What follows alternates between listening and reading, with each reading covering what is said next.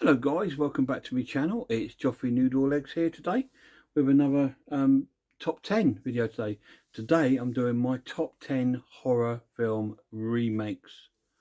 Yeah, this is something I didn't think I'd be doing, but to be honest, I think it's something I need to address and look at. Now, I've done the top 10. These are remakes. This is my top 10 of remakes. This does not mean that they are better than the original. There are three that are better than the original, so they will be my top three. So when we get to that, you'll know that. The others are, some are on par with the original, some are nowhere near as good as original, but not as bad as a lot of other remakes. There's quite a few in the sort of 1990s and 2000s. There was like an absolute burst of remakes coming through in every sort of horror film. All the old sort of 70s video nasties got remakes. The Last House on the Left, I Spit on Your Grave, and all these films, and they were terrible. And you know, I'm not including them because they didn't need to be made. But the reason why these films are like video nasties and stuff is because they are important and historically important. Um, like Last House on the Left, a really historical sort of horrible film. It was based around torture, you know, so it didn't need a remake. It's something that should never be remade, what we talked about. But there we go. But it was remade because it's a cash in. So that's one of the reasons why I don't like remakes, is because basically they are cash ins. They are people making money off somebody else's talent. And that's why I don't like it.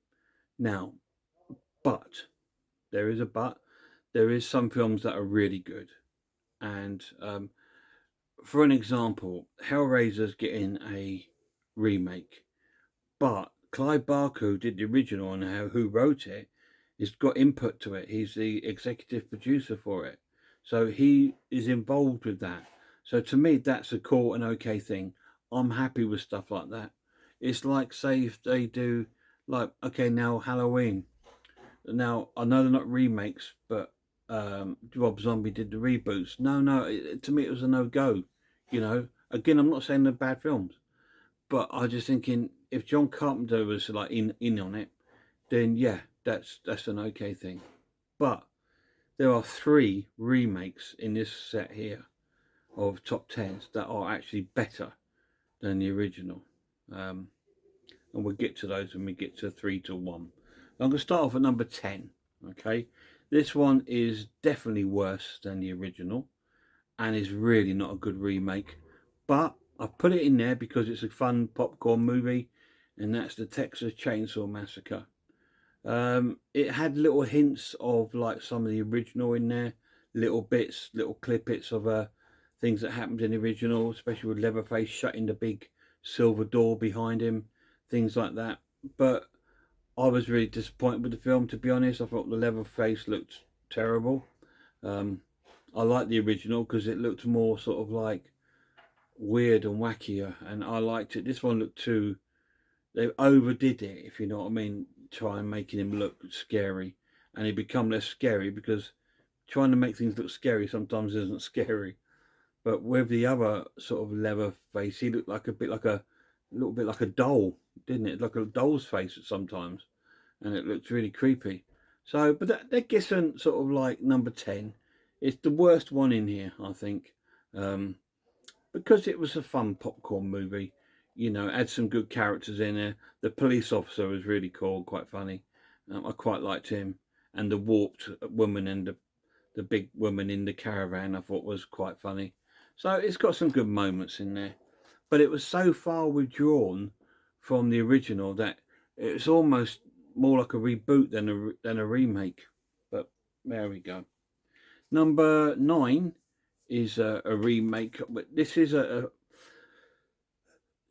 it's a Stephen King one. It was a Stephen King book, but it was a TV film years ago, which was fantastic. And this is with the cinema release or the remake of that. And this is It.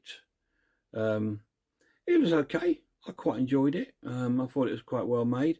It did have that sort of 80s feel about it, and I think the film needs that.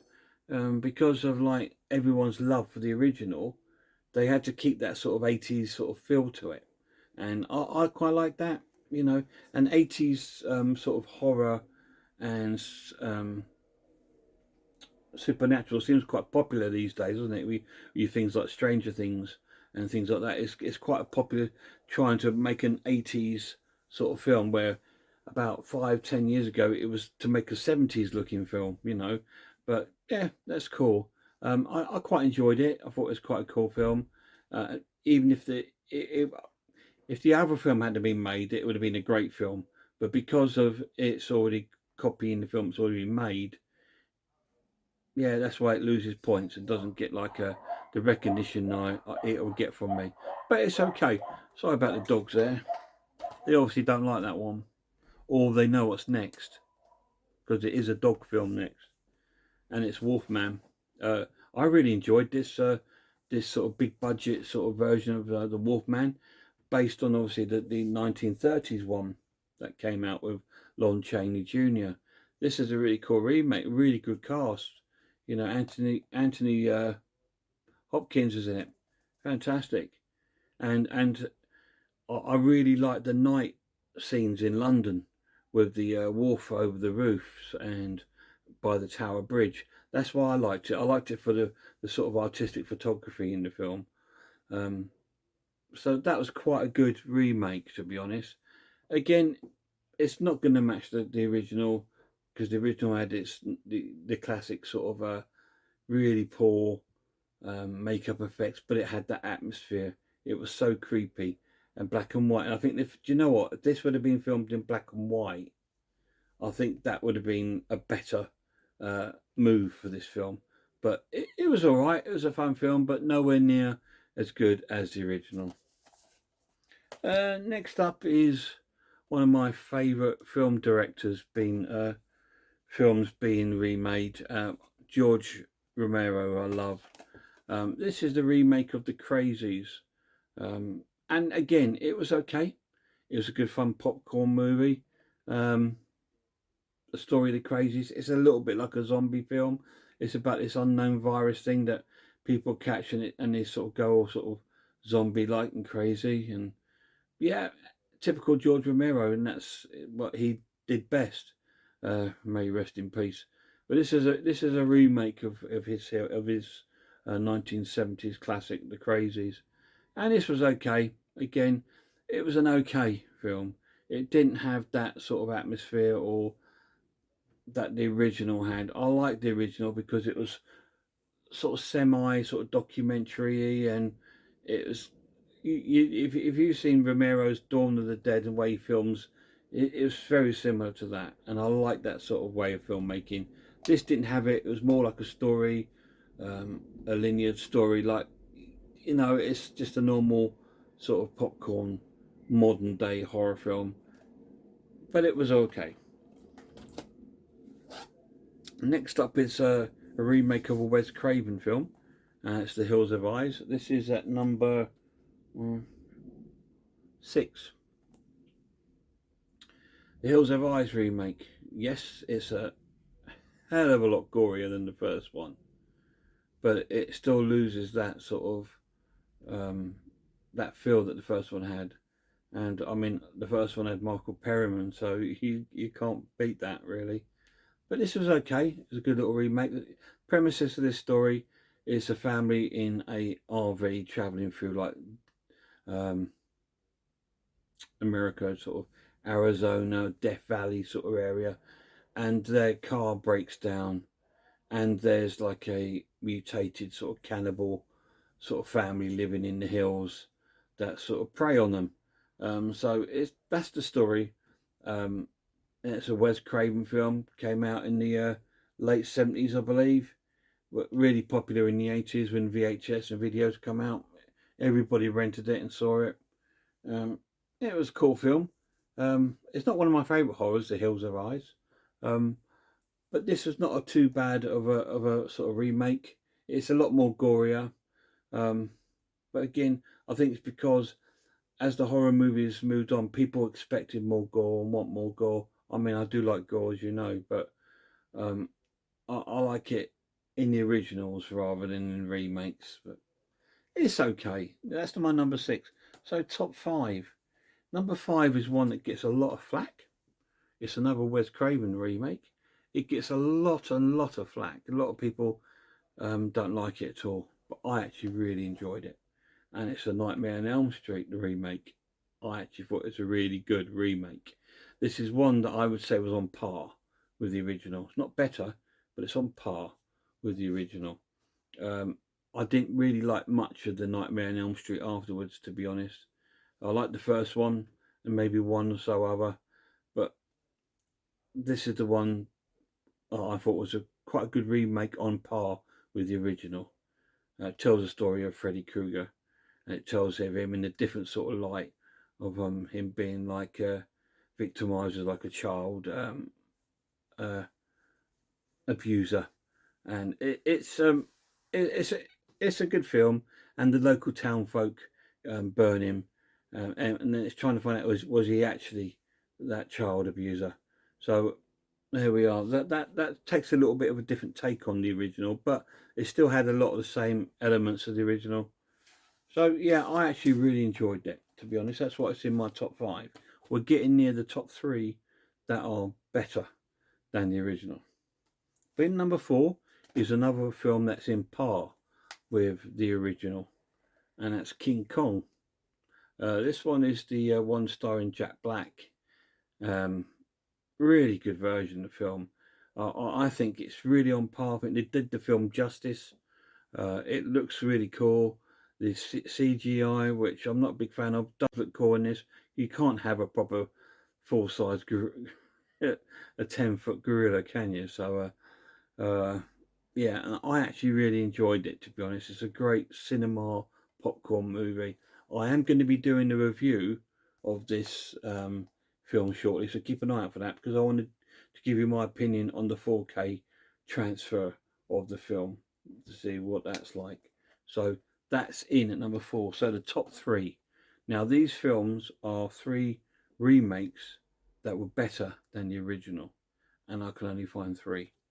And number 3 is David Cronenberg's version of The Fly. Now, in the 1950s, there was one released with Vincent Price, I believe, The Fly. This remake just just make this film way more interesting. It's a better storyline compared to the original one. It's just filmed really well. Jeff Goldblum plays a great part of the Doctor that becomes the Fly. Obviously, this one's about a doctor who's trying to invent what's the word I'm looking for? Oh,